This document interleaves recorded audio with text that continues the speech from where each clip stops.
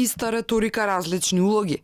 И за време на предреферендумската кампања во 2004 година, меѓународниот фактор со истиот речник како сега предупредувал дека еднината на Македонија, која можела да е извесно позитивна за Европската Унија, а особено за НАТО, ќе се загрозала ако референдумот успеел.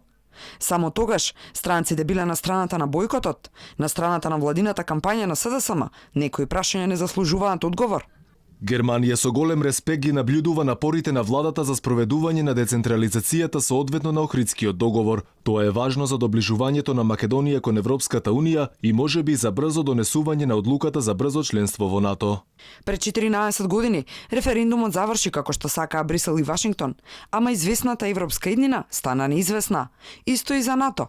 Алијансата ни беше преднос, ама иако условот го исполнивме, ни се оддалечи.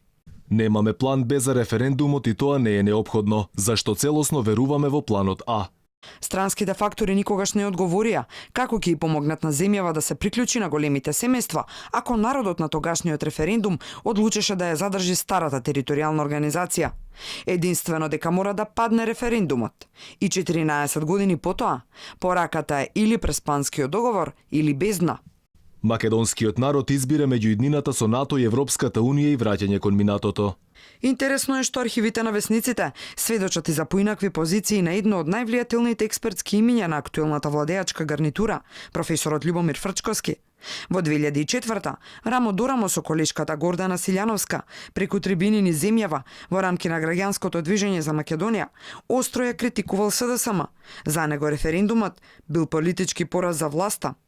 Не може да ги заменат лончињата и сега да ни кажат дека расправата за референдумот всушност се вовед во криза и ризик што го презема Македонија. Тоа е елементарна лага и не потценуваат ако мислат дека може да не убедат во тоа. Проблемот и кризата ги отвори една исклучително слаба политичка елита која не знае да преговара. И западните медиуми ја следеле офанзивата на Брисел и Вашингтон. Успешниот референдум го етикетирале како темна перспектива. Но никој потоа не го отворил прашањето за еднината на Македонија, иако земјава ги одиграла зададените чекори. Каде исчезна ветувањето за евроатлантска еднина тогаш?